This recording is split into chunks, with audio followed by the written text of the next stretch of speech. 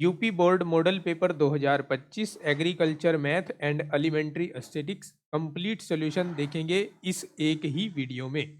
आदर्श प्रश्न पत्र 2024-25 कक्षा 11 के लिए कृषि गणित एवं प्रारंभिक सांख्यिकी। तो चलिए शुरू करते हैं इसका सॉल्यूशन। फर्स्ट क्वेश्चन समांतर श्रेणी से दिया गया है। फर्स्ट क्वेश्चन में हमसे कहा गया है कि यदि तीन संख्याएं ए बी सी समांतर श्रेणी में है तो निम्न में से कौन एक सही होगा। तो सबसे पहले आपको प्रतिबंध के बारे में जानना है कि अगर तीन संख्याएं ए बी सी समांतर श्रेणी यानी अरिथमेटिक प्रोग्रेशन एपी में होती हैं तो क्या होता है, पहले और तीसरे पद को जोड़कर उनका बटे दो, मतलब पहले और तीसरे पद का समांतर माध्य बीच का पद होता है। या फिर हम अगर इसको क्रॉस मल्टीप्लाई कराएं तो 2b इक्वल्स टू होगा a प्लस सी, और ऐसा हमें कौन सा ऑप्शन दिखाई दे रहा है? ऑप्शन बी दिखाई दे रहा है। इसका खंड ख देखिए, इसमें कहा गया है कि यदि n c x equals to n c y तो निम्न में से कौन सा संबंध सही होगा। तो सी इसमें से सही होगा। जब दो संचय बराबर होते हैं n c x equals to n c y तो एक्स प्लस वाई जोड़कर एन के बराबर ही आता है।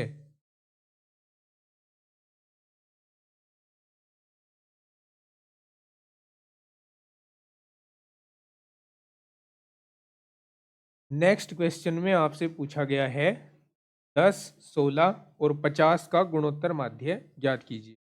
देखिए, जितने भी पद दिए गए हों, यहाँ तीन पद दिए गए हैं तो तीनों की गुणा कर लेते हैं, और गुणा करके जितने भी पद हों उतनी ही घात एक बटे में लिख देते हैं। जैसे यहाँ तीन पद थे तो घात 1/3 लिख दिया। 16 पंजे 80 होते हैं और डबल जीरो और आएंगी। 8000 की घात 1/3 मतलब 8000 का घनमूल। 8000 का घनमूल होता है 20। तो इसका ऑप्शन सी सही हो जाएगा, ये वाला ऑप्शन। नेक्स्ट है, ये क्वेश्चन है आपके सामने। इस क्वेश्चन में आपसे कहा गया है कि बिंदु ए साइन एक्स, ए कोस एक्स और मूल बिंदु के बीच की दूरी। देखो, मूल बिंदु कहते हैं 0,0 को, और दूसरा बिंदु है ए साइन एक्स और ए कोस एक्स। बीच की दूरी का सूत्र जैसे कि आप जानते हैं होता है x2 माइनस एक्स1 का होल स्क्वायर। ये x1 y1 का काम करेगा और ये x2 y2 का काम करेगा। तो x2 मतलब a साइन x में से घटा दो आप 0 और इसका कर दो whole square, plus y2 minus y1 यानी a कोस x में से घटा दो 0 और इसका कर दो होल स्क्वायर। तो देखो क्या बनेगा, यहाँ पर ए स्क्वायर साइन स्क्वायर एक्स बन जाएगा और प्लस ए स्क्वायर कोस स्क्वायर एक्स बन जाएगा। ये ए स्क्वायर इस रूट से भी बाहर लाया जा सकता है, ये ए आ जाएगा बाहर आकर, और अंदर बच जाएंगे sine square x plus cos square x, और ये एक के बराबर होता है। तो ए रूट वन हो जाएगा, और रूट वन का वैल्यू भी वन ही होता है, और वन की ए के साथ मल्टीप्लीकेशन भी वन ए ही आएगी। ठीक है, तो यहाँ ए आएगा, और इस हिसाब से हमारा ये इसका ए ऑप्शन ठीक हो जाएगा। नेक्स्ट है इसका ये पार्ट अंगे। यहाँ पर आपको 27 की घात 2/3 का वैल्यू पूछा गया है। तो आपको क्या करना है, इस 27 को 3 की घात 3 लिख देना है और इसकी घात 2/3 लिखना है। अब एक घातांक सिद्धांत होता है कि अगर m की पावर n हो और उसकी पावर p हो तो हम इसे m की घात n गुना p लिख देते हैं। ठीक है, तो यहाँ घाते हैं घातों में गुणा हो जाती हैं, तो 3 की घात 3 गुना 2/3 हो जाएगा। 3 से 3 कैंसिल हो जाएगा तो 3 की घात 2 आ जाएगा, और 3 की घात 2 हम जानते हैं 9 होता है, और 9 हमारे ऑप्शन ए में है जो कि करेक्ट है। अब ये नेक्स्ट क्वेश्चन आपको चैप्टर 2 यानी घातांक सिद्धांत से, सॉरी लघु गणक से दिया गया है। लघु गणक रूप में लिखना है, घातांक रूप में लिखना है इस लघु गणक रूप को। देखिए, log 2 64 इक्वल्स टू 6, इसको बोलते हैं log बेस 2 पर 64 इक्वल्स टू 6। ठीक है, तो हम इसको घातांक रूप में कैसे लिखेंगे? बड़ा सिंपल है, देखो बताता हूं। घातांक रूप, आप ये जो बेस है इसको इस जो log की वैल्यू आई हुई है इसके ऊपर लगा दोगे, नहीं इस वैल्यू को log की इस बेस के ऊपर लगा दोगे और बराबर में लिख दोगे 64। समझ गए? चलो फिर से समझाता हूं। जो भी वैल्यू है पहले उसे लिखो, इसके ऊपर माफी चाहूंगा, पहले जो बेस है उसको लिखो, इसके ऊपर जो ये वैल्यू आया हुआ है लोगरिथम का उसको घात के रूप में लिखो और बराबर में यहाँ जो साइड में लिखा हुआ है उसको यहाँ लिख दो। तो 2 raised to power 6 equals to 64 होते हैं। तो यही इसका घातांक रूप है। नेक्स्ट क्वेश्चन है, देखिए ये निर्देशांक ज्यामिति से दिया गया है।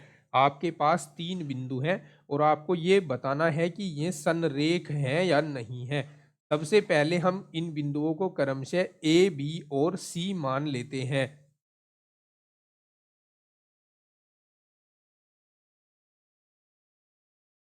अब हम क्रमशः इनके बीच की दूरी ज्ञात कर लेंगे। जैसे पहले ए बी डिस्टेंस को फाइंड कर लेता हूं। ए बी होगी, देखिए 6 में से 2 घटा दीजिए, 6 माइनस 2, फिर इसका होल स्क्वायर कर दीजिए, बीच में फिर प्लस आता है और फिर इस 7 में से 1 घटा दीजिए और होल स्क्वायर कर दीजिए, 7 माइनस 1 का होल स्क्वायर। ये सूत्र लगा दिया मैंने, कौन सा? x2 माइनस x1 का whole square plus y2 minus y1 का होल स्क्वायर। 6 में से 2 घटाओ तो 4 आते हैं, 4 का स्क्वायर हो जाएगा। 7 में से 1 घटाओ तो 6 आते हैं, 6 का स्क्वायर हो जाएगा। 4 का स्क्वायर होगा कितना भला? 16 होगा और 6 का स्क्वायर होगा 36। अब ये कितने बन जाएंगे? ये बन जाएंगे भाई 52 बन जाएंगे। ठीक है, 52 को हम लिख सकते हैं 4 गुणा 13, 4 आ सकता है रूट से बाहर, इसको हम लिख सकते हैं 2 अंडर रूट 13। ओके, फिर हम बी सी दूरी ज्ञात करते हैं, बी और सी के बीच की दूरी। तो क्या करते हैं, देखो -4 में से 6 को घटा देते हैं, -4 -6 और होल स्क्वायर कर देते हैं। फिर प्लस इस -8 में से 7 को घटा देते हैं, -8 -7 का होल स्क्वायर। फिर इसके आगे देखो, इसके आगे 6 और 4 10, -10 का स्क्वायर हो जाएगा और 8 और 7 15, -15 का स्क्वायर हो जाएगा। 10 का स्क्वायर बताइए, 10 का स्क्वायर 100 होता है और 15 का 225 होता है। तो ये आ जाएगा 325। ओके, अब इस 325 को हम क्या लिख सकते हैं? क्या हम इसे 25 गुणा कोई संख्या लिख सकते हैं? देखते हैं अभी। देखो जैसे मैंने यहाँ 325 लिख दिया है, अगर मैं इसको 25 से डिवाइड करूँ तो क्या ये कंप्लीटली डिवाइड हो जाएगा? 25 एकम 25 चल जाएंगे, यहाँ 12 में से 5 गए 7 बच जाएंगे और 5 25 तिया 75। जी हाँ, ये हो जाएगा। इसको हम लिख देंगे 325 को 25 गुणा 13। अब इसको हम 5 अंडर रूट 13 लिख सकते हैं। ओके, आई बात समझ? अब दूरी ए सी भी ज्ञात कर लीजिए। ए सी ज्ञात करने के लिए -4 में से 2 को घटाना है, -4 -2, इसका कर दो स्क्वायर, प्लस -8 में से 1 को घटाना है, -8 -1 का स्क्वायर। देखो -4 और -2 -6 हो गए और इसका स्क्वायर हो जाएगा +36। -8 और -1 -9 हो गए, इसका वर्ग होगा 81। को जोड़कर कितने बनेंगे? यहाँ 7 बन जाएंगे और 8 और 3 11 हो जाएंगे। अब इसको हम लिख सकते हैं 9 गुणा 13, जो कि आ जाएगा 3 अंडर रूट 13। ठीक है, अब हम जो दो छोटी छोटी साइड हैं उनको जोड़ लेते हैं। देखो, अब एक तो छोटी साइड हमारे पास ए बी आई है, एक तो ए बी को जोड़ लो, ए बी प्लस, और दूसरी छोटी साइड हमारे पास ये ACI है, AC को जोड़ लो।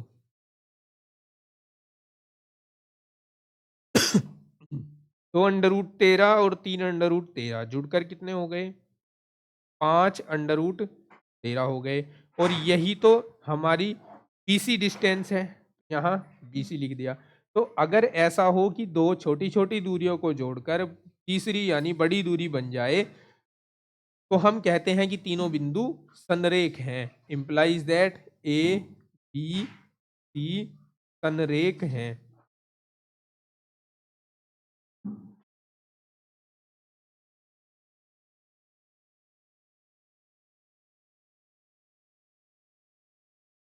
नेक्स्ट क्वेश्चन देखो, क्वेश्चन नंबर 4।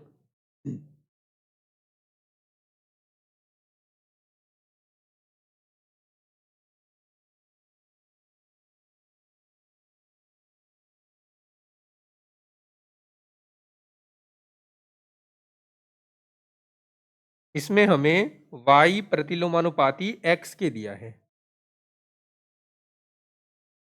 y प्रतिलोमानुपाती, y समानुपाती 1/x लिख सकते हैं इसे हम। अब एक समानुपाती नियतांक k का प्रयोग कर लेंगे, k/x लिख देंगे। समीकरण 1 हो गई।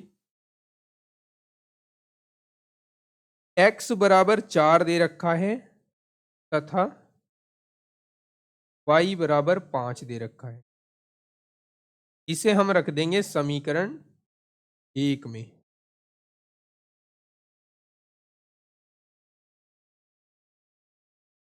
रखो, चलो देखो, 5 बराबर k/4 हो जाएगा, या फिर 5 और 4 की गुणा कराएंगे तो k बराबर 20 आ जाएगा। ठीक है, अब हम क्या करेंगे, देखो हमें कहा है कि x बराबर 10, तो y का मान ज्ञात कीजिए। अब हम ये k का मान और x बराबर 10 ये हम इस समीकरण 1 में रख देंगे। अब समीकरण 1 में k बराबर तो 20 रख देंगे, व x बराबर 10 रख देंगे। रखो, चलो, y बराबर होगा k की जगह पर 20, x की जगह पर 10, 10 दूनी 20 होते हैं। y का वैल्यू आ गया 2। यही तो हमें ज्ञात करना था, y का वैल्यू। ये है हमारे इस क्वेश्चन के लिए आंसर। नेक्स्ट देखो, त्रिकोणमिति से दिया हुआ है 1 नंबर का क्वेश्चन। LHS ले लेते हैं इस क्वेश्चन का। √1 plus cos theta upon √1 minus cos theta.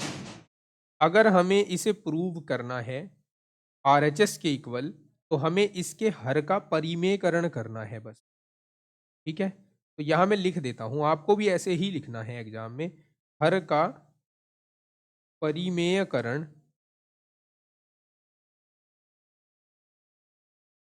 करने पर,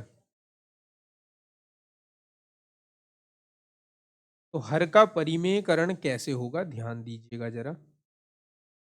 1 प्लस कोस थीटा है ऊपर, और नीचे √1 माइनस कोस थीटा है। तो आपको इसमें अंश और हर में √1 माइनस कोस थीटा से गुणा, sorry plus √1 plus cos theta से गुणा व भाग कर देनी है। या फिर कहें अंश और हर दोनों में √1 प्लस कोस थीटा से गुणा कर देनी है। ऊपर दोनों सेम है, ये जब दो सेम संख्याएं अंडर रूट वाली गुणा होती हैं तो अंडर रूट हट जाता है, अर्थात स्क्वायर हो जाता है। और नीचे देखिए इसमें क्या होगा, नीचे अंडर रूट ही रहेगा क्योंकि सेम नहीं है नीचे। और ये 1 minus cos theta into 1 plus cos theta इस प्रकार से लिख दिया जाए। अब आगे क्या कर सकते हैं, देखिए आगे क्या करना होगा। 1 plus cos theta as it is रखा रहने देते हैं, यहाँ 1 माइनस कोस स्क्वायर थीटा आ जाता है। यहाँ दो वर्गों के अंतर वाला सूत्र लगा दिया हमने, वो a square plus b square. इसके बाद इधर से देखिए 1 plus cos theta as it is, और यहाँ अंडर रूट के अंदर साइन स्क्वायर थीटा हो जाएगा। अब ये रूट और ये स्क्वायर हट जाए, तो ये 1 plus cos theta upon sine theta हो जाएगा। अब इस साइन थीटा को डिवाइड कर देते हैं दोनों पदों में।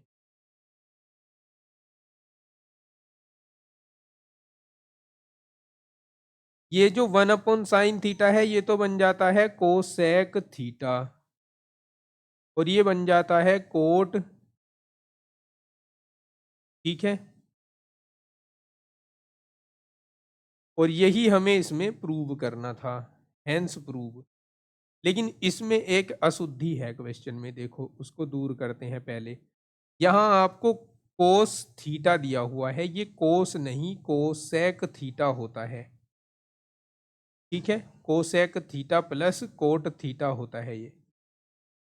और भी इसमें एक दो क्वेश्चन हैं जिनमें मिस प्रिंट हुआ हुआ है, मैं उनको जैसे ही आगे उन क्वेश्चन का नंबर आएगा तो आपको सही करके लिखवा दूंगा। चलिए नेक्स्ट क्वेश्चन देखिए, क्वेश्चन नंबर 6 है। एक श्रेणी दी हुई है, सॉल्यूशन देखो इसका। गिवन एपी, एपी गिवन है 5, 9, 13। इसका पांचवा पद पूछा है, कितना होगा पांचवा पद।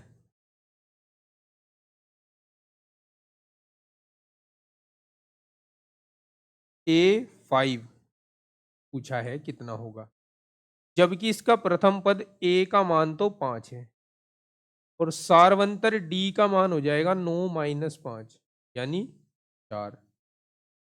अब क्योंकि an बराबर होता है a plus n minus 1 into D, इसलिए A5 होगा। a की जगह पर देखो ये वैल्यू रखो 5 यहाँ से, ठीक है। यहाँ 5 आ गया, प्लस 5-1, डी की जगह पर रखो 4, 5 plus 4 into 4, 5 plus 16 equals to 21, तो 21 होगा इसका सही आंसर। नेक्स्ट क्वेश्चन है क्वेश्चन नंबर 7। इस क्वेश्चन में आपसे माध्यिका पूछी गई है।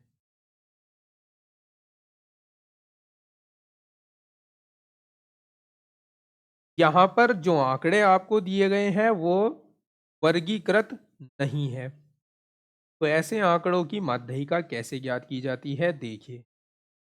सबसे पहले हम एक टेबल फॉर्म कर लेते हैं, क्योंकि इसमें हमें संचयी बारंबारता बनानी पड़ेगी।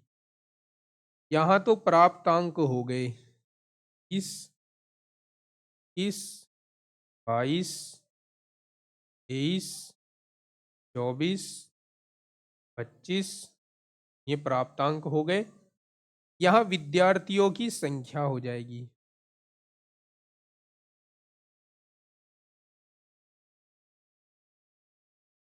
इसको हम बारंबारता भी कहते हैं। 1, 3, 5, 7, 4।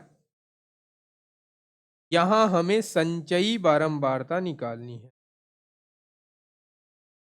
संचयी बारंबारता।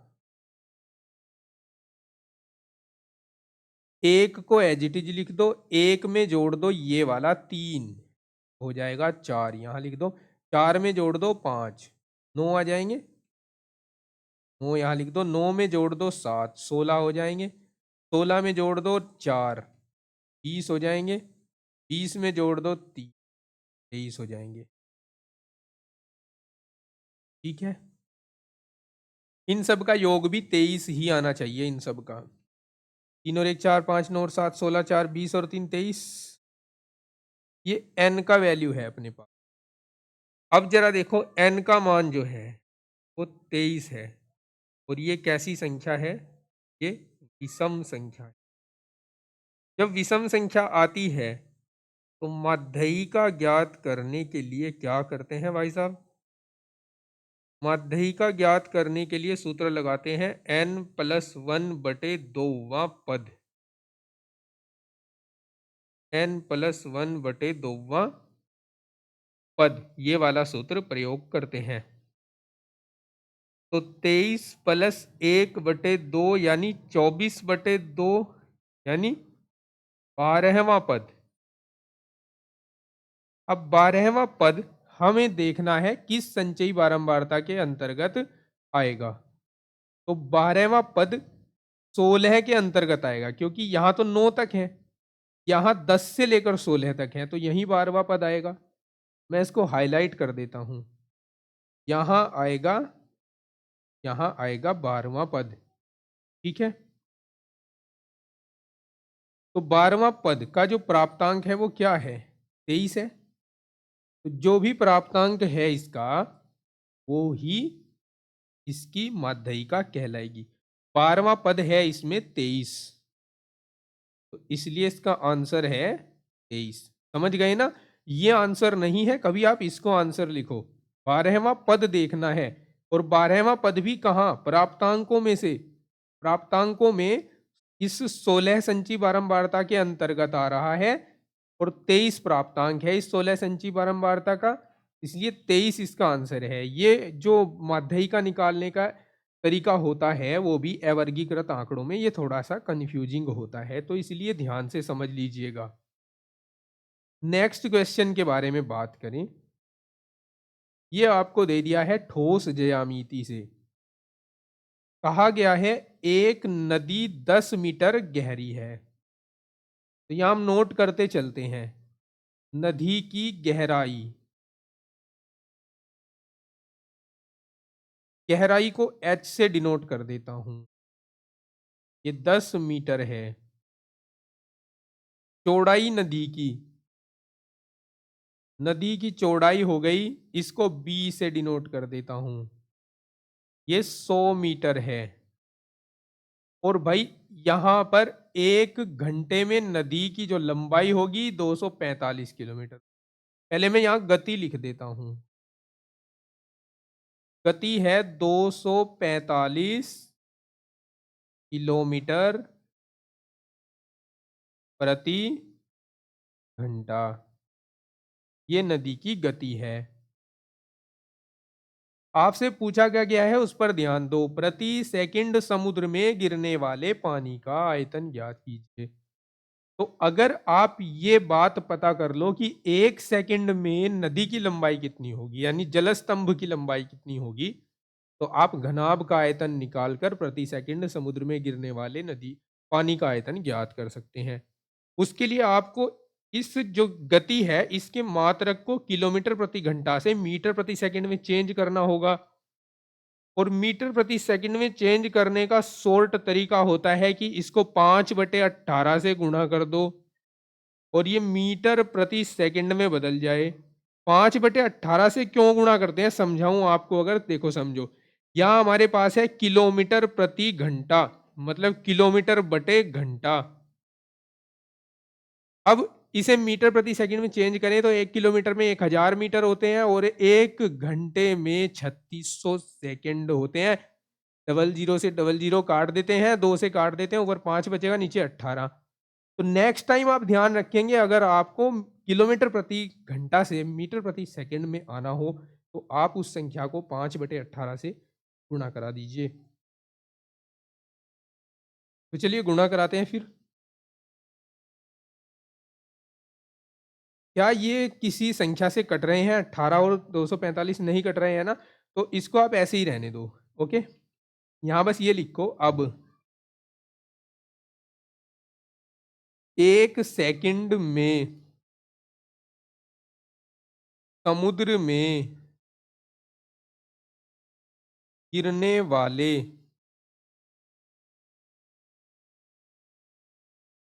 जल स्तंभ की लंबाई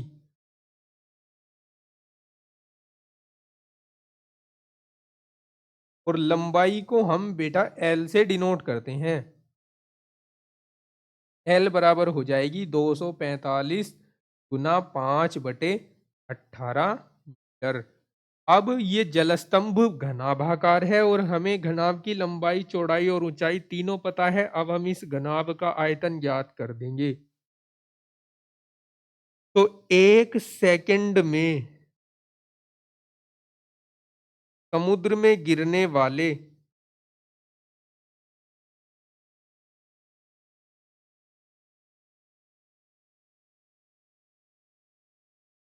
पानी का आयतन बराबर घनाभ का आयतन, और घनाभ का आयतन होता है L गुणा B गुणा H। गुणा करा देते हैं सबकी।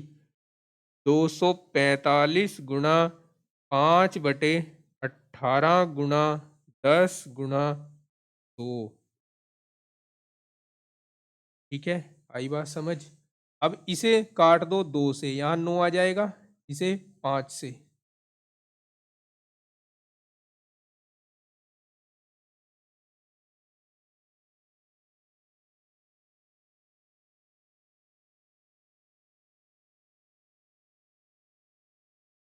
अब इन्हें गुणा करा लेते हैं। गुणा कराना ही एकमात्र तरीका बचा है। 5 की और 5 की गुणा कराएंगे तो 25 आ जाएगा। 25 पंजे 125, हासिल गए 12, 25 चौक 100 और 12 112, हासिल गए 11, 25 दूनी 50 और 11 हो गए 61, और ये डबल जीरो लास्ट में बटे में 9। अब इसे 9 से भाग करवा देते हैं। 9 एकम 9 दूनी 18, 9 होती है 27, 9 चौक 36, 9 पंजे 45, 9 छिकी 54, 9 सते 63, 6 बार चल जाएगा, 54 आ जाएगा। 54 7 बच जाएगा, 9 अट्ठे 72 हो जाएगा, क्योंकि इधर 2 है यहाँ पर, तो ये 72 हो जाएगा। 9 अट्ठे 72, 8 बार चल जाएगा। फिर 5 में नहीं चलेगा, 50 में चलेगा। तो आप इसको लिखोगे 9 पंजे 45, ठीक है, और फिर 9 पंजे 45, 9 पंजे 45, सही है जी? नहीं, सही नहीं है, एक जीरो यहाँ पर छूटा है। यहाँ पर ये ना चलने वाला जीरो लगेगा यहाँ 68 के बाद। ये 5 में नहीं चलेगा तो फिर जीरो आएगा, यहाँ एक जीरो लगेगा। आगे ठीक है, आगे यहाँ इसको लिख देंगे घन मीटर। ओके, आप इसको लीटर में भी चेंज कर सकते हैं 1000 से गुणा करके, लेकिन जरूरत नहीं है, हम इसको यहीं पे। नेक्स्ट क्वेश्चन देखिए, पूछा गया है त्रिकोणमिति से। ये सोल्यूशन इसका, हमें a plus b plus c equals to 90 degree दिया हुआ है, और हमें सिद्ध करना है। आप देख सकते हैं यहाँ पर tan a tan b plus tan b tan c plus tan c tan। तो लेट्स स्टार्ट। देखिए कैसे। सबसे पहले तो हम एक काम करते हैं, इस a और b को यहीं रखते हैं, c को दूसरी साइड 90 माइनस c हो जाएगा। अब हमें ऊपर tan नजर आ रहा है, तो दोनों पक्षों में tan ले लेते हैं। दोनों पक्षों का टेंजेंट लेने पर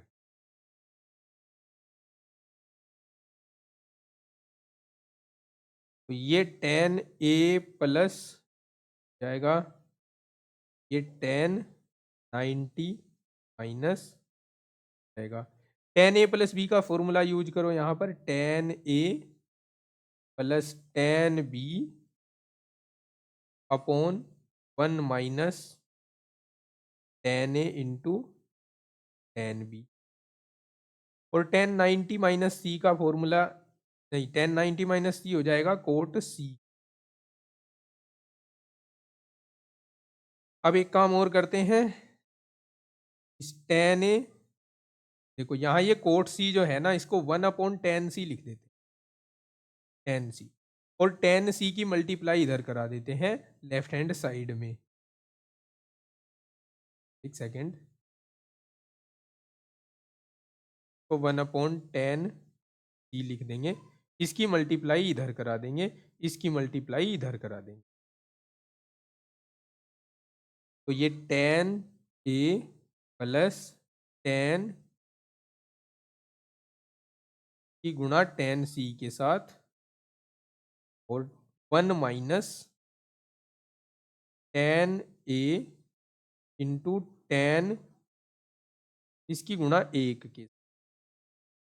अब इस टेन सी की गुणा कराओ अंदर, देखो tan a, tan c tan a लिख दो इस, टेन सी टेन ए, और tan b tan c equals to 1 - tan a to tan b.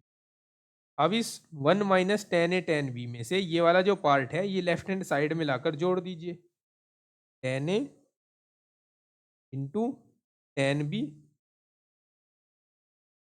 Plus, पहले लिखिए tan b into tan c, और फिर इसको लिखिए tan c into tan a equals to 1।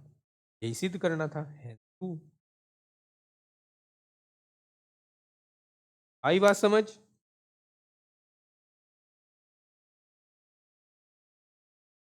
Question number 10 भी त्रिकोणमिति से है, लेकिन ये क्वेश्चन में यहाँ पर मिसप्रिंट है, जहाँ पर मैंने सर्कल किया है, या फिर मैं इसको हाईलाइट कर देता हूँ, इस लाइन में मिसप्रिंट है, और इसका जो सही क्वेश्चन है वो ये मैंने नीचे लिख दिया है, ये सही है इसका, और इसको हमें सोल्व करके tan a + b लेकर आना है। चलिए करते हैं सोल्व। सबसे पहले आप क्या कराइए, इसमें 2 से गुणा भाग कर, 2 से अंश में गुणा कराइए,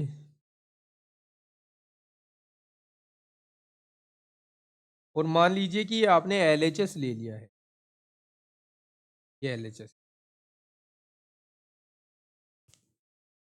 और आपने अंश में 2 से गुणा कराया तो हर में भी 2 से गुणा कराना होगा, 2 sin a into cos a minus 2 sin b into cos B.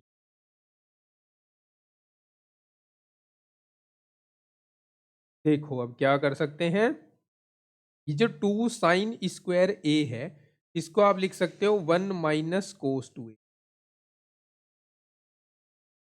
कहाँ से आया ये बताता हूँ, देखो आपने कोस 2a का फॉर्मूला पढ़ा, 1 - 2 sin स्क्वायर ए, तो इनको आपस में अदला बदली कर दें अगर, तो 2 sin स्क्वायर ए बराबर होगा 1 - कोस ए के। ठीक है, यहाँ से आया ये हमें ज़रूरत नहीं इसलिए माइनस। अब यहाँ की बात करें तो यहाँ भी क्या आएगा, 1 - कोस 2 आएगा अपॉन, यहाँ 2 sin ए इंटू कोस ए है, यहाँ पर आ जाएगा sin 2a,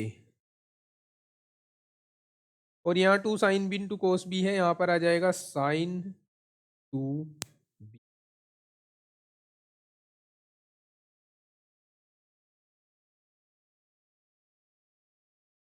अब देखो 1 - कोस 2a माइनस 1, माइनस माइनस हो जाएगा प्लस, कोस किया जाएगा यहाँ अपॉन साइन वे माइनस साइन, 1 से 1 कैंसल, और इसको प्लस वाले को पहले लिख लो, cos 2b minus cos 2a upon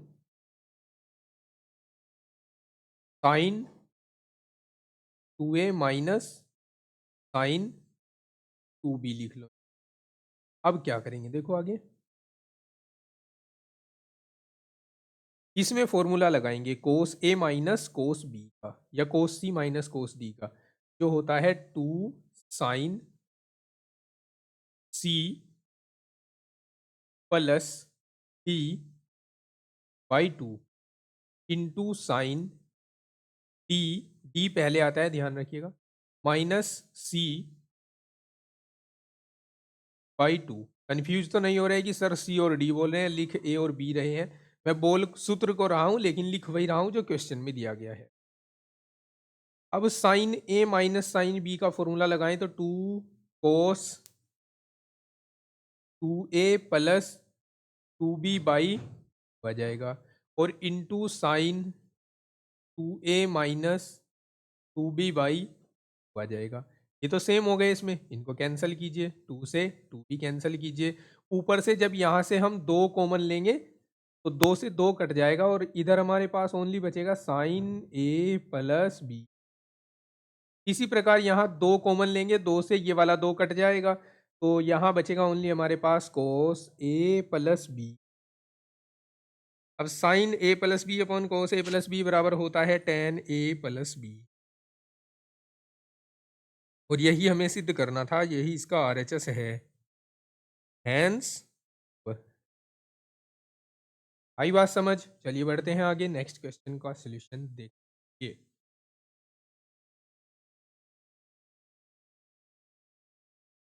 next question निर्देशांक ज्यामिति का है। क्वेश्चन है कि बिंदु P के निर्देशांक ज्ञात कीजिए जो A तथा B को मिलाने वाले रेखाखंड को 3:5 के अनुपात में विभाजित करते हैं। एक बिंदु A दिया हुआ है 2, 4। एक बिंदु B दिया गया है 6 और 8। अनुपात दिए गए हैं जिन्हें हम क्रम से m रेशोज n से डिनोट कर लेते हैं, 3:5। पहले बिंदु के जो कोऑर्डिनेट है वो x1 y1 का काम करते हैं, दूसरे बिंदु के कोऑर्डिनेट x2 y2 का काम करते हैं। तो हम डायरेक्टली यहां लिखेंगे P के निर्देशांक, क्योंकि ये जो बिंदु P है ये रेखाखंड AB को अंतः विभाजित कर रहा है, इसलिए यहां पर हम सेक्शन फॉर्मूला लगाएंगे, विभाजन सूत्र कौन सा, mx1 plus nx2 upon m plus n, my1 plus ny2 upon m plus n।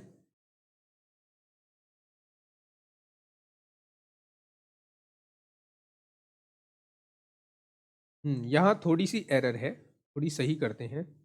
ये सूत्र लिखने में थोड़ी मिस्टेक हुई है, mx2 आता है, mx2 plus nx1 upon m plus n, my2 plus ny1 upon m plus n।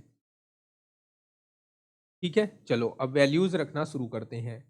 m का वैल्यू 3 है, x2 का 8 है, प्लस n का वैल्यू 5 है, x1 का 2 है, अपॉन 3 प्लस 5। m का वैल्यू 3 है, y2 का वैल्यू 8 है, हाँ मिस्टेक हुई, माफी चाहूंगा। देखो यहाँ x2 का वैल्यू 6 है, 6 रखते हैं, तो 3 × 8 प्लस n का वैल्यू 5 है, y1 का वैल्यू 4 है, ऑन 3 + 5। ठीक है, अब हाँ अब तो भैया ठीक ही होगा। चलो अब इसको गुणा कर लेते हैं, 6×3 = 18 होते हैं, 5 दूनी 10 होते हैं, बटे में हो जाएगा 15, और इधर 6×3 = 18 होते, सॉरी 8×3 = 24 होते हैं, और 5×4 = 20 होते हैं, और बटे में आ जाएगा भाई 15। थोड़ा और सिंप्लीफाई करते हैं, थोड़ा क्या करना ही होगा अभी तो।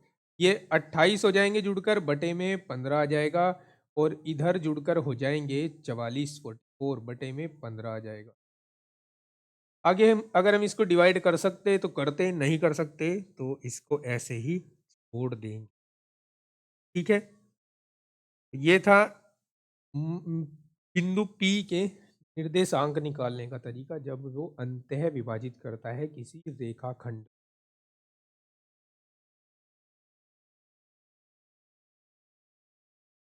चलिए नेक्स्ट क्वेश्चन देखते हैं।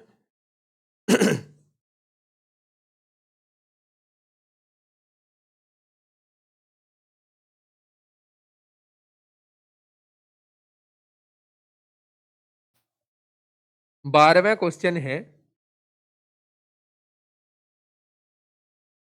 एक अर्धगोले के परिगत एक बेलन है और बेलन के अंतर्गत एक शंकु है। सबसे पहले एक अर्धगोला बनाना होगा।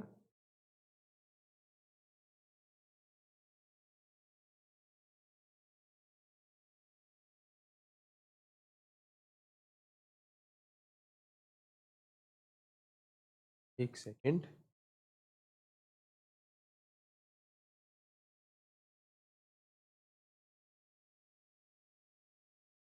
एक अर्धगोला बनाते हैं।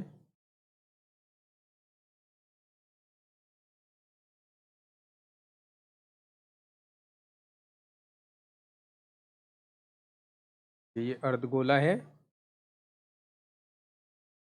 इस अर्धगोले के परिगत एक बेलन है। इसके परिगत एक बेलन बनाने के लिए कुछ इस तरह से इसको ड्रॉ करना होगा।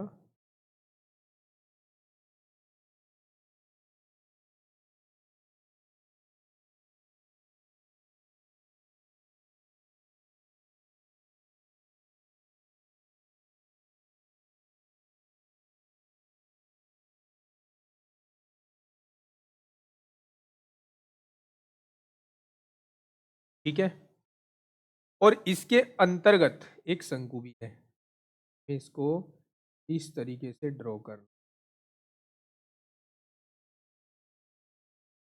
ठीक है, ये हुआ का फिगर।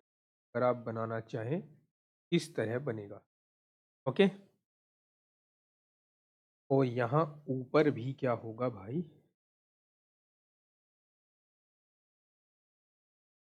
पर भी इसका एक बेस होता है।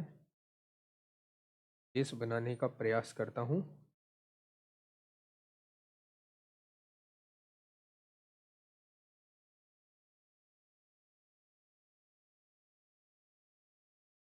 ये फिगर होता है कंप्लीट।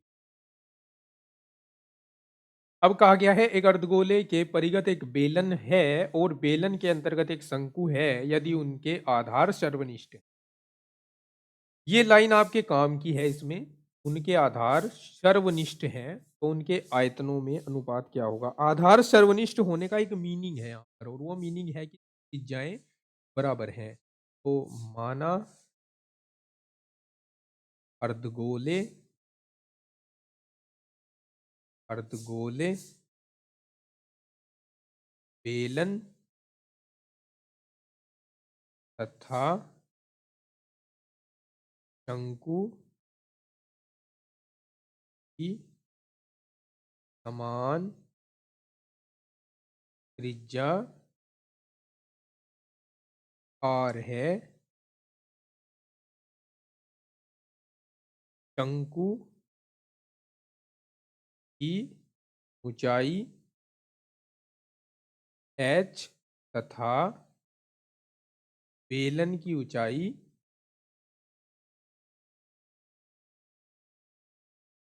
स्मॉल h है।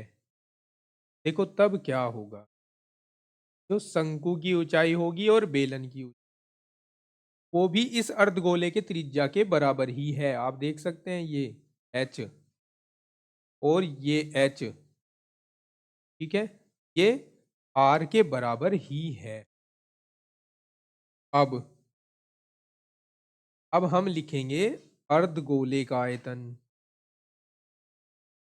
अर्धगोले का आयतन अनुपात बेलन का आयतन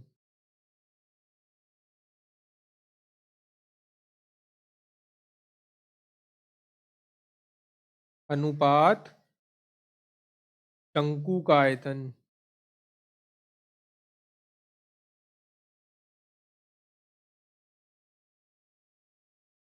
बराबर। अर्धगोले का आयतन होता है 2/3 पाई r⁻³ बेलन का होता है πr²। h हमने लिया यहाँ स्मॉल h। शंकु का होता है 1/3 पाई r² h, और h हमने ली है यहाँ पर कैपिटल H। तो देखो जो जिससे कैंसिल हो रहा है वो कर दीजिए पहले। देखो यहाँ पाई तीनों में है, पाई को हम यहाँ से हटा सकते हैं, r² भी हटा सकते हैं, यहाँ से भी r² हटकर खाली r रह जाएगा।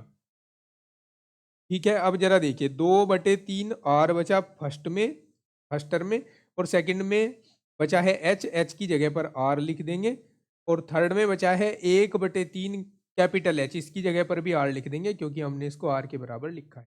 अब आर तीनों में आया तो आर को कर दीजिए रिड्यूस यहाँ से। अब हमारे पास अनुपात बचा 2/3 अनुपात 1:1/3।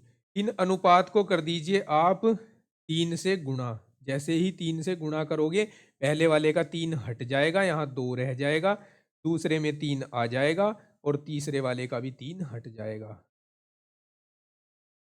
ठीक है, तो ये हमारा अभीष्ट आंसर होगा इस क्वेश्चन के। 2:3 3:1 ये होगा आयतन पर रेशियो। नेक्स्ट क्वेश्चन नंबर 13 है रेखा 2x रेखा 3x + 2y। ये देखो इसमें ना इक्वल टू में देना भूल गया, इक्वल टू में से एक संख्या देनी चाहिए थी। इसका लेखा चित्र ज्ञात करने को कहा है, यहाँ इक्वल टू में मैंने 6 ले लिया है। ठीक है, एक एग्जाम्पल के तौर पर ही आपको समझना है कि किस तरह से होगा ये क्वेश्चन, तो इसलिए मैंने यहाँ 6 ले लिया है। लेखा चित्र खींचिया ज्ञात करना है इसका या खींचना है, और इन रेखा और निर्देशांकों के मध्य भाग का क्षेत्रफल ज्ञात करना है। ठीक है, आसान क्वेश्चन होता है, देखिए कैसे होगा। सॉल्यूशन देखिए, सबसे पहले हमें इस समीकरण के कम से कम 2 ऐसे मान चाहिए जो इसको संतुष्ट करते हों। ठीक है, तो मैं यहाँ एक टेबल बना लेता हूँ, टेबल बनाकर समझा देता हूँ। 2 मानों के लिए टेबल बना रहा हूँ और सॉल्ट फॉर्म बताता हूँ। ठीक है, ये दो मान ज्ञात करूंगा मैं। एक बार x को 0 भर लो और नेक्स्ट लाइन में नेक्स्ट कॉलम में y को 0। अगर आपने यहाँ x के स्थान पर 0 रखा तो ये टर्म तो पूरा 0 हो गया, यहाँ 2y = 6 बचा। और अगर आप 6 को 2 से डिवाइड करोगे तो बच्चों कितना आएगा, 2 या 6 3। ठीक है, अब अगर आप y को 0 रख लेते हो तो ये टर्म तो पूरा 0 हो गया। अब 3 से इस 6 को भाग करोगे तो बच्चों कितना आएगा, 3 दूनी 6, 2 आएगा। अब आपके पास 2 बिंदु हैं, 0 3 2 0। आप इनसे जाने वाली ये लाइन खींच दोगे, अर्थात ये ग्राफ खींचो। ग्राफ खींचते हैं, चलो। यहाँ कोई नेगेटिव वैल्यू नहीं है, इसलिए ग्राफ एल के प्रकार का इस तरह का ग्राफ चल जाएगा। ठीक है, ये ग्राफ। अब आप इस ग्राफ पर यहाँ 0 लिख दोगे और यहाँ 1 सेंटीमीटर पर चाप लगा दोगे। यहाँ 1 लिख दोगे, यहाँ 2 लिख दोगे, यहाँ 3, यहाँ 4। ये 1 सेंटीमीटर पर चाप लगाने होते हैं। ये x अक्ष हो गया, ये y अक्ष है। इस पर भी आप 1 सेंटीमीटर के चाप लगा दोगे। 1 2 3 4। अब पहला बिंदु शो करोगे 0 3, x अक्ष पर 0 y अक्ष पर 3। ये वाला बिंदु बैठेगा यहाँ, ये वाला। यहाँ लिख दोगे 0,3। 2 0 कहाँ पर होगा, x अक्ष पर 2 y अक्ष पर 0, ये वाला बिंदु बैठेगा 2 0। अब आप इनसे होकर जाने वाली एक लाइन ड्रॉ करेंगे, तो करते हैं लाइन ड्रॉ।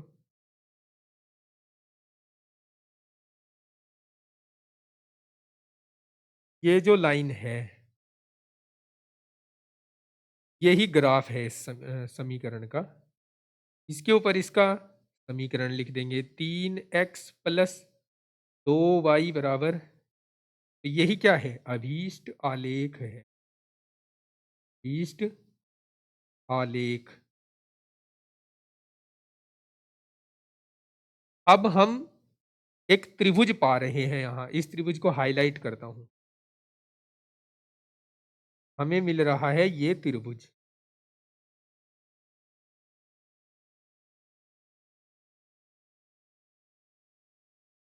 ये मैंने हाईलाइट कर दिया है इस त्रिभुज को। इस त्रिभुज का क्षेत्रफल आपको ज्ञात करना है जो ये रेखा निर्देशांकों के साथ बना रही है। उसके लिए हमें इसको नाम देना पड़ेगा पहले कुछ। इसको ए कह देता हूं, इसको बी कह देता हूं और इसको सी कह देता हूं। तो देखो त्रिभुज ए बी सी ए, आधार देखो, आधार ए बी बराबर है 2 मात्रक, 2 यूनिट है, ठीक है। देख सकते हैं आप, एक और एक। ऊंचाई देखो, ऊंचाई ए सी ये 3 मात्रक है, क्योंकि ये बिंदु आप 3 पर है, यहाँ 0 से 3 पर है, वो देख सकते हैं आप। अब हम जानते हैं त्रिभुज ए बी सी का क्षेत्रफल, जब आधार और ऊंचाई दी गई हो तो सूत्र लगाते हैं 1/2 आधार गुणा ऊंचाई, 1/2 गुणा 2 गुणा 3, 2 से कट गया 2, ये रह गया 3 वर्ग मात्रक। ये है हमारे इस क्वेश्चन के लिए आंसर। आई बात समझ में? चलिए नेक्स्ट क्वेश्चन सोल्व करते हैं। यहां कहा गया है एक वर्गाकार क्षेत्र 20 मीटर लंबा है, इसके अंदर एक 2.5 मीटर पथ चारों ओर है, तो उस पथ का क्षेत्रफल ज्ञात करना है। पहले मैं इसका चित्र ड्रॉ करता हूं। ये एक वर्गाकार क्षेत्र है, इसके अंदर एक रास्ता भी है, रास्ता बना देता हूं।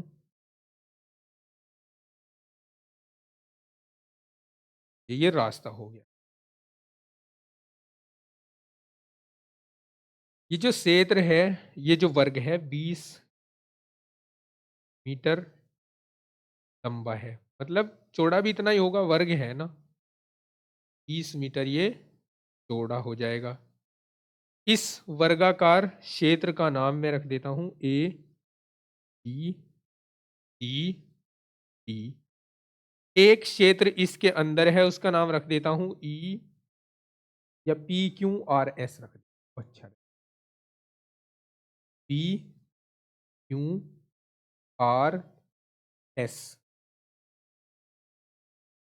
अगर बात करें डिस्टेंस पी क्यू की, तो ये कितनी रह जाएगी? देखो 20 थी पहले, 20 में से 2.5 मीटर इधर से हटी, 2.5 मीटर इधर से हटी, 5 मीटर हट गई, कितनी रह गई? 15। तो ये 15 मीटर रह गई,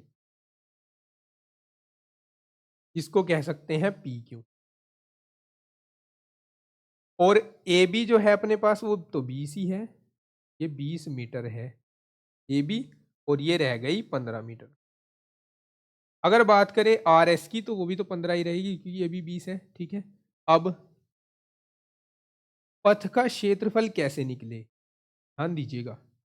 पथ का क्षेत्रफल, पहले आप इस बड़े वर्ग का क्षेत्रफल ज्ञात कर, वर्ग ए बी सी डी का अक्षेत्रफल, और इस अक्षेत्रफल में से अगर आप ये अंदर अंदर का क्षेत्रफल घटा देते हैं, तो जो बचेगा वो रास्तों का क्षेत्रफल होगा, ठीक है। तो आप क्या करें,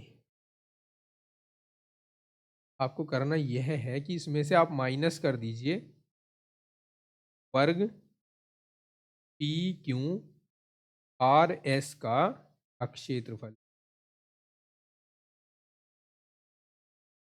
वर्ग ए बी सी डी का क्षेत्रफल होगा भुजा की घात 2, मतलब ए बी का स्क्वायर, इसमें होगा पी क्यू का स्क्वायर। ए बी है अपने पास 20, 20 का स्क्वायर कर दो, पी क्यू आया 15, 15 का स्क्वायर, 30 का स्क्वायर होता है 400, 15 का 200, 25 घटाओगी तो 175 बचेगा, वर्ग मीटर। ये है रास्ते का क्षेत्रफल। आई बात समझ में? चलिए नेक्स्ट क्वेश्चन सोल्व करते हैं।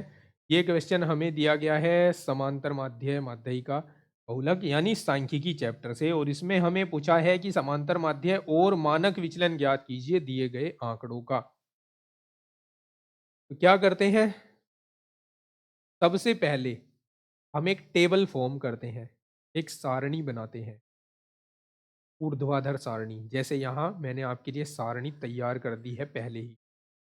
तो इस तरह की सारणी बनाते हैं। सबसे पहले वर्ग लिखते हैं 0 से 10, 10 से 20, 20 से 30, 30 से 40,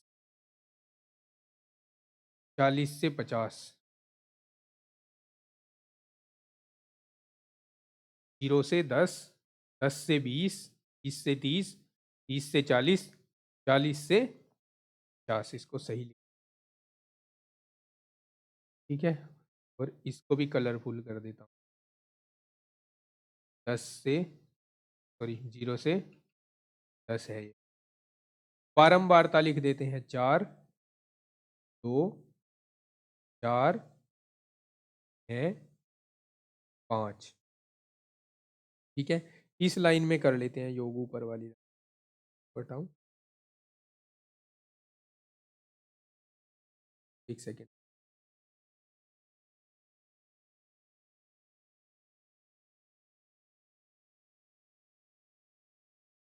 आया, योग कर लेते हैं इस वाली लाइन।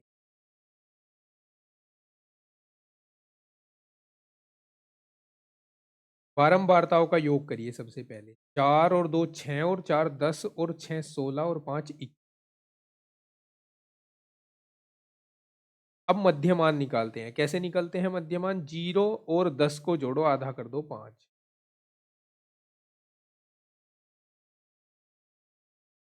फिर 10 और 20 को जोड़ो, आधा कर दो तो 15 आ जाएगा। 10 और 20 30, 30 का आधा 15।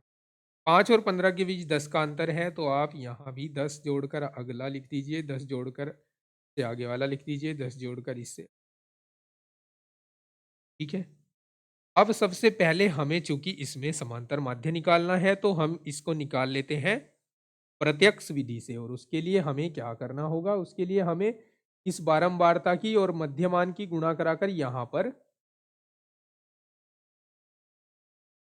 4 पंजे 20 होते हैं, 15 दूनी 20 होते हैं, 25 चौक 100 होते हैं, 5 अंक 20 होते हैं, 6 तिया 18 2 होते हैं, 6 पंजे 30, 6 तिया 18 और 3 30,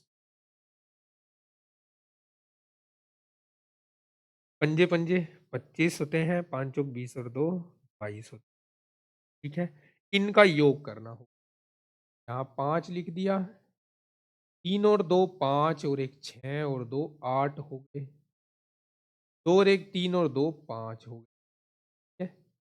तो अब हम सबसे पहले समांतर माध्य ज्ञात कर लेते हैं। समांतर माध्य, इसको कहते हैं हम एक्स बार।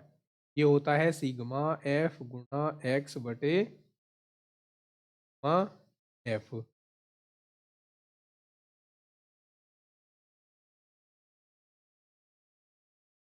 तो यहाँ 585 बटे में 21 आया। अब इसको डिवाइड करते हैं, 21 दूनी 42 चल जाएगा, फिर बचेंगे कितने? 107 बार चलाएंगे, 21 सत्ते 147 पॉइंट, फिर 8 बार, फिर 5 बार, ठीक है। यहाँ तक रख लेते हैं बस। अब क्या होगा? अब थोड़ा डिफिकल्ट है, आगे ध्यान से समझिएगा। अब हमें डी यानी विचलन ज्ञात करना है, किससे? समांतर माध्य से। किसका? प्रत्येक पद का। तो अब हमें 5 में से घटाना है भाई 27.8। 5 में से, देखो ऐसे घटा लेंगे, 5.00 लिख लो और 27.85 लिख लो। वैसे तो उल्टा ही घटाना होगा, देखो 5 का 5 आ जाएगा, 8 का 8 आ जाएगा, यहाँ 2 और यहाँ 2, 22.85 बचेंगे। 5 में से अगर हम 27.85 को घटाते हैं, यहाँ लिख लेते हैं -22.85, ठीक है। फिर 15 में से घटाते हैं, 15 में से घटाने पर 22 में से 10 और कम कर दो, 12.85 बचेंगे। फिर 25 में से घटाते हैं तो 12 में से 10 और कम कर दो, 2.85 बचेंगे। फिर 35 में से घटाते हैं, 35 में से घटाने पर तो क्या बचेगा? प्लस बचेगा। और यहाँ पर अब की बार कैसे ऐसे लिखेंगे, 35.00 ऊपर लिखेंगे, 27.85 नीचे लिखेंगे। इनको घटाएंगे तो हमारे पास यहाँ 5 बचेगा, यहाँ 9 में से 8 गया, 1 बचेगा, 15 बच जाएंगे और इधर इधर बच जाएंगे 7। तो बचेगा हमारे पास 7.15। फिर हम इसको 45 में से घटाएंगे तो बचेगा 17.15। आगे इनका वर्ग करना है, 17.15 का ही कर लेते हैं पहले। 17.15 गुणा 17.15, जब हम इन दोनों को आपस में गुणा कराएंगे हमारे पास आएगा 294। आगे डिफिकल्ट है क्वेश्चन, ठीक है, कैलकुलेशन अधिक है, बस हम 2 अंकों तक ही लिखेंगे, बस 1 2 लिख लेंगे। ओके, अब हमें 7.15 का वर्ग ज्ञात करना है, तो 51.12 के समथिंग आएगा। फिर हमें 2.85 का वर्ग ज्ञात करना है, तो 8.12 लिख लेंगे। फिर हमें 12.85 का वर्ग ज्ञात करना है, तो हम 165.12। फिर 22.85 का वर्ग 522.12। ये हम मानक विचलन निकालने के लिए कर रहे हैं, इतना सब कुछ आगे, क्योंकि हमें इसमें मानक विचलन पूछ रखा है। अब इसकी एफ से गुणा कराते हैं। जैसे ये आया हमारे पास 522.12, इसकी गुणा कराएंगे 4 के साथ। तो गुणा 4 से अगर मैं करा देता हूँ तो मिलता है 2088.41। वीडियो बहुत लंबा न जाए और टाइम की थोड़ी सी बचत हो, इसलिए मैंने ये गणनाएं पहले ही करके रख ली थी। ठीक है, आपके पास पर्याप्त समय होगा एग्जाम में, इस कैलकुलेशन को बड़े सावधानी से और आराम से कीजिएगा। इस 165.12 के साथ 2 से गुणा जब कराएंगे तो 930 आएगा, 0.24 आएगा। फिर 4 की गुणा कराएंगे 8.12 के साथ तो 32.48 आएगा। फिर 6 की गुणा कराएंगे 51.12 के साथ तो 306.72 आएगा। फिर 5 की गुणा कराएंगे 294.12 के साथ 1470.60 आएगा।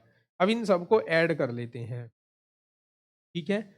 और मैं आपसे कहना चाहूँगा कि जब भी आप ये कैलकुलेशन करें तो विदाउट कैलकुलेटर करें, क्योंकि कैलकुलेटर आपके एग्जाम में अलाउ नहीं है, ठीक है। तो अगर आप बार बार कैलकुलेशन करेंगे, आपका कैलकुलेशन करने का जो तरीका है वो बेहतर बनेगा और आप बिना किसी गलती के वहाँ पर कैलकुलेशन कर पाएंगे। इन सभी का जोड़ ज्ञात कर लेते हैं, 4828.53 आएगा। ओके, अब हम मानक विचलन का सूत्र लिखते हैं। मानक विचलन बराबर अंडर रूट सिग्मा एफ गुणा स्क्वायर बटे सिग्मा एफ बराबर 28.53 बटे सिग्मा एफ का मान 21 है। इसको हम 21 से डिवाइड कर देते हैं। 48.28.53 को डिवाइड कर देते हैं 21, तो हमारे पास 229.93 ये आएगा। अब हमें इसका वर्गमूल ज्ञात करना है। 229.93 का वर्गमूल ज्ञात करने का तरीका बताऊंगा, आप बिल्कुल भी चिंता, चलो हमने लिख दिया है इधर साइड में, 229.9 जोड़े बना देते हैं। इनके जोड़े अलग से बनते हैं, डेसिमल की दूसरी तरफ के अलग से बनते हैं। बनते हैं। भाग विधि लगाएंगे वर्गमूल ज्ञात करने की, एक एकम एक चल, ठीक है। यहाँ बचेगा एक, ऊपर से लाएंगे 29 को नीचे, एक और एक दोनों को जोड़कर लिख देंगे यहाँ पर दो। दो के साथ ऐसी कौन सी संख्या लें जो इसमें चल जाए? तो दो के बगल में अगर मैं 5 लिखूं और ऊपर भी 5 लिखूं और 25 पंजे पढ़ूं इसे, तो 125 चलेगा। बचेंगे कितने? चार। अब लगेगी डेसिमल, ऊपर से 93 नीचे आएगा, ठीक है। 15 में 5 जोड़ दो, 15 में 5 जोड़कर भाई 20 हो जाएंगे। अब 20 के साथ ऐसी कौन सी संख्या लें जो इसके बगल में भी लिख दें और उसी से गुणा कराएं तो लगभग इसके बराबर हो जाए? तो ऐसी संख्या 6 ले लेते हैं, यहाँ भी 6 ले लेते हैं। एक सेकेंड, लेकर चले,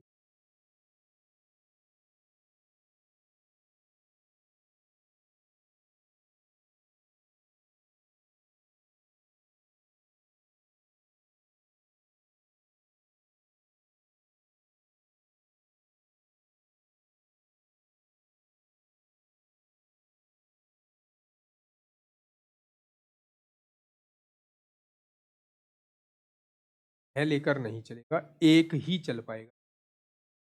यहाँ 1 लेते हैं, यहाँ 1 लेते हैं और 201 ही चल पाएगा, ठीक है। और हम एक ही अंक तक ज्ञात कर लेते हैं, बाद में आप लगभग जरूर लिख दीजिए, हाँ लगभग लिख दें, ठीक है। अगर ये पॉइंट वाली जो संख्या है ये अप डाउन हो रही है, आंसर मैच नहीं हो रहा है, तो तब भी चल जाता है, ठीक है। लेकिन बहुत बड़ा अंतर नहीं होना चाहिए, एक या दो का डिफरेंस चलेगा, इससे अधिक का डिफरेंस नहीं चलेगा, okay? इस तरह निकाला जाएगा मानक विचलन। अब नेक्स्ट क्वेश्चन है, समझ तो गए हो ना? अगर कोई भी डाउट है तो बताइएगा, मैं फिर से, अगर आपके मानक विचलन समझ में नहीं आया है तो मैं इसकी अलग से वीडियोस बना दूंगा मानक विचलन के सभी के।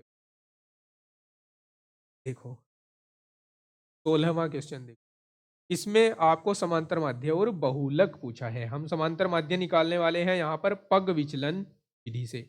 क्यों निकालेंगे पग विचलन विधि से, उसका एक रीजन है, रीजन मैं आपको अभी बताने वाला हूँ।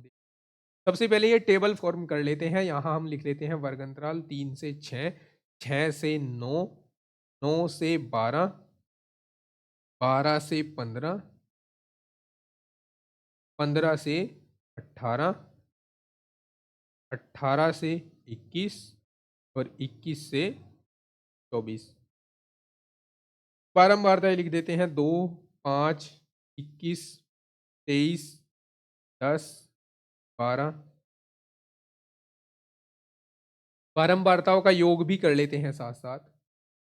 देखो 2 और 5 7 और 21 28 और 3 31 और 20 हो गए 51 और 10 61 और 2 63 और 10 73 और 3 76, 76 आना चाहिए। फिर से जोड़ लेते हैं, 2 और 5 7 और 1 8 और 3 11 और 2 13 और 3 16 का 6, 1 और 2 3 और 2 5 और 1 6 और 1 7, 76 ही आएगा, ठीक। मध्यमान ज्ञात करते हैं, 6 और 3 9, 9 का आधा करो, 3 और 6 दोनों को जोड़ा 9 आया, 9 का आधा किया तो 4.5 आ गया। 9 और 6 को जोड़ो, 9 और 6 होते हैं 15, 15 का आधा होता है 7.5। 12 और 9 को जोड़ो 21 आ जाएगा, 21 को 21 का आधा होता है 10.5। क्या आप देख सकते हैं कि इनमें कितने का डिफरेंस आ रहा है? 3 3 का डिफरेंस आ रहा है, 4 3 7 और 3 10, तो यहाँ आ जाएगा 13.5। फिर 3 जोड़ दो 16.5, फिर 3 जोड़ दो 19.5, फिर 3 जोड़ दो 22.5, ठीक है।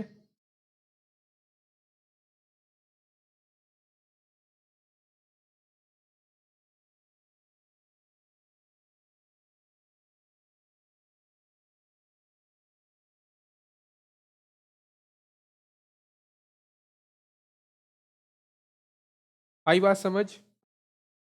अब हम एक कल्पित माध्यम मान लेते हैं।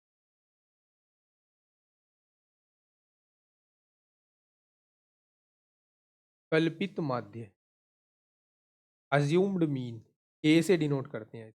और किसे माना जाता है कल्पित माध्य? जो बिल्कुल बीचों बीच हो। यहाँ बीचों बीच क्या है? 13.5 है, 3 इससे ऊपर है, 3 नीचे है। अब इस कल्पित माध्य को हर एक आंकड़े में से घटाना है। तो चलिए घटाते हैं। 4.5 में से 13.5 अगर घटाते हो तो 9 बच जाएगा आपके पास माइनस का। ओके,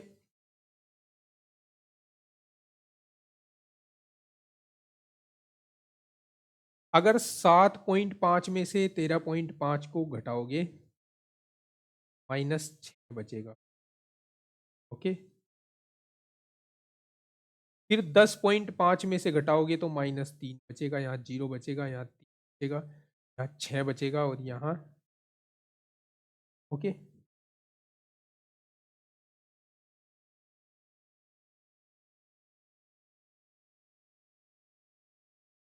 क्लियर है ना? No doubt.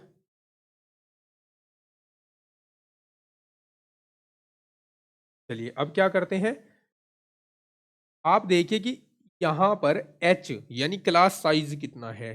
3 में से 6 में से 3 घटा दो तो 3 आए, इन सबको 3 3 से भाग देते चले जाओ इन सबको, और नेक्स्ट वाले कॉलम में लिखते चले जाओ। 3 तिया 9, -3 हो गए, 3 दूनी 6, 3 कम 3, यहाँ 0 ही रहेगा, यहाँ 1, यहाँ 2, यहाँ 3।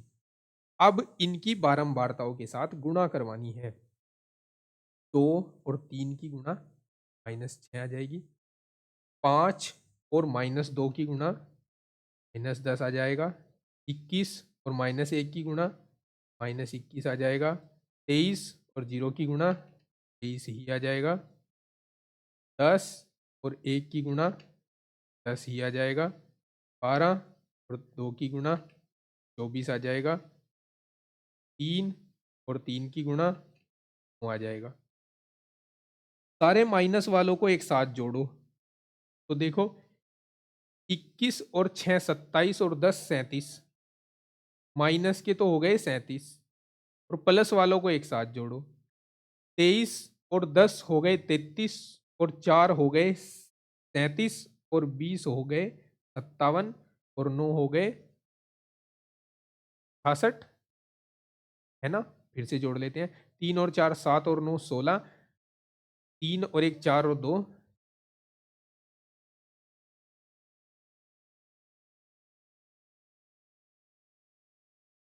66।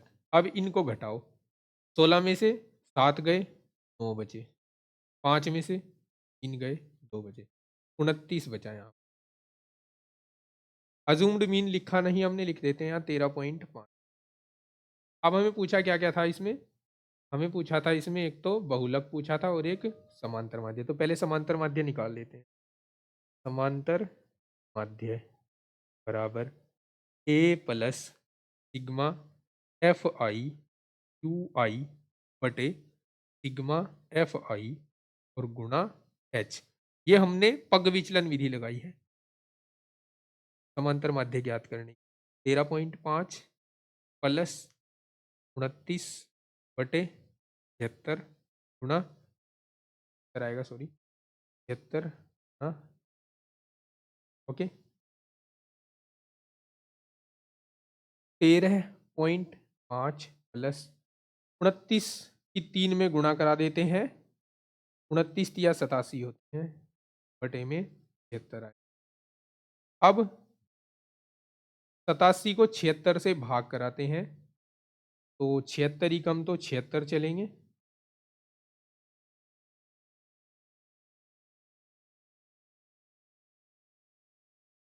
एक आ जाएगा, फिर डेसिमल लगेगा, फिर एक बार, फिर 4 बार। अब इनको जोड़ देते हैं, इसमें हम जोड़ देते हैं 13.5 को, तो लगभग आ जाएगा 14। ये तो समांतर माध्य होगा। बहुलक कैसे निकाला जाता है देखो, बहुलक के लिए फिर से सारणी में चलते हैं। ओके, हाइलाइटर यूज करता हूं। सबसे पहले आपको ये देखना है कि सबसे बड़ी बारंबारता कौन सी है। 23 है सबसे बड़ी बारंबारता, इसको आप मान लोगे कि ये F1 का वैल्यू है 23, इससे ऊपर वाली F0 होती है। F0 का वैल्यू 21, इससे नीचे वाली F2 होती है, F2 का वैल्यू 10 है। ठीक है, ये जो वर्ग है यहाँ पर ये बहुलक वर्ग कहलाता है। लिख लेते हैं बहुलक वर्ग। बहुलक वर्ग है 12 से, इसमें से एक L का वैल्यू मिलता है और एक H का वैल्यू मिलता है। H का वैल्यू मिलेगा 15 माइनस 12 यानी 3। अब हम बहुलक का सूत्र प्रयोग करते हैं, बहुलक बराबर, लेकिन उससे पहले यहाँ स्पेस बनाना पड़ेगा। एक सेकेंड, स्पेस बनाता हूँ।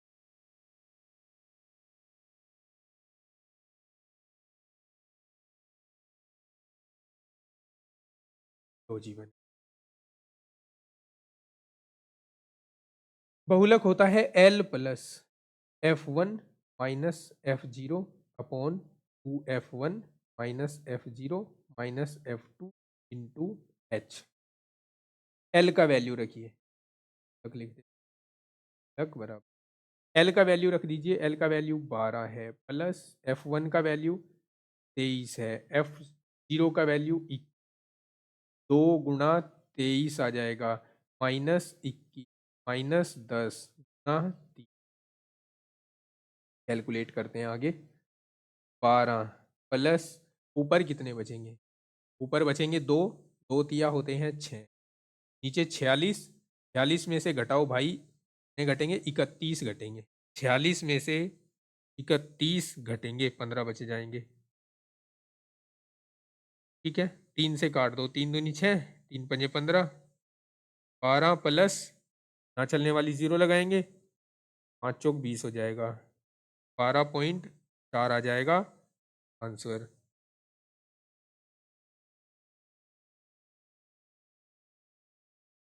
ठीक है, बहुलक समझ आया।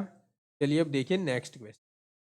नेक्स्ट क्वेश्चन में हमें माध्यिका ज्ञात करने को कहा है 6 नंबर के क्वेश्चन हैं ये जो आपके चल रहे हैं। 18 नंबर के 3 क्वेश्चन है और पासिंग मार्क 17 है का। तो अगर आप सांख्यिकी भी अच्छे तरीके से कर लेते हो तो पासिंग मार्क आपके वहीं से ही बन जाते हैं। तो प्राप्तांक लिख देते हैं 20, 21, 22, 23, 24, 25। विद्यार्थियों की संख्या लिख देते हैं 5, 4, 7, 1, 3। संची बारंबारता बना देते हैं 5, 5 में जोड़ दो अगली बारंबारता 4, 9 हो जाएगा। 9 में 7 जोड़ दो 16, 16 में 3 जोड़ दो और 3 19, 19 और 1 20, 20 और 3। ये क्वेश्चन आई थिंक पीछे आ चुका है। ठीक है, यहाँ हम n का वैल्यू याद करें, इनको जोड़ कर देख लीजिए, ये लास्ट वाली संची बारंबारता आनी चाहिए। 5 और 4 9 और 7 16 और 3 19 और 1 20 और 3 23। तो यहाँ जो n का मान है 23 है और ये विषम संख्या है, इसलिए जो माध्यिका होगा वो होगा n+1/2 वहां पर, मतलब 23 + 1/2 मतलब 12वां पद। अब 12वां पद की संचयी बारंबारता के अंतर्गत आ रहा है, तो यहाँ 16 के अंतर्गत आएगा 12वां पद। तो 16 वाला जो प्राप्तांक है वो क्या है, 22 है, यहाँ पर 22 आ जाएगी माध्यिका, ये हो जाएगा इसका। उम्मीद है हर एक क्वेश्चन का सॉल्यूशन आपकी समझ आया हो। मॉडल पेपर तो ये आपके सामने था, आप लगा चुके हैं, पिछले साल का लगाना है वो भी उपलब्ध है। इस चैनल पर पर्याप्त स्टडी मटेरियल है क्लास 11th एग्रीकल्चर मैथमेटिक्स के लिए। जितने प्रीवियस ईयर के क्वेश्चन पेपर बोर्ड द्वारा पूछे गए हैं मैंने सब लगवा रखे हैं, सबकी एक प्लेलिस्ट बना रखी है जिसका लिंक मैं अभी डिस्क्रिप्शन में डाल रहा हूं और एंड स्क्रीन पर और आई बटन में भी। वो एक अकेली प्लेलिस्ट आपको बहुत कम समय के अंदर एग्रीकल्चर मैथ की बहुत अच्छी तैयारी करा सकती है। और इसी एग्रीकल्चर क्लास 11th वाले मैथमेटिक्स से सवाल पूछे जाते हैं आपके यूपी कैटेट में और आईसीएआर में। तो अगर आप यूपी कैटेट या आईसीआर देने वाले हैं तब भी आपको ये बुक तो पढ़नी ही पड़ती है बड़े अच्छे ढंग से। तो चैनल पर दो दो बुक पढ़ाई जा चुकी हैं, भारत भारती पब्लिकेशन भी और ज्ञान पब्लिकेशन।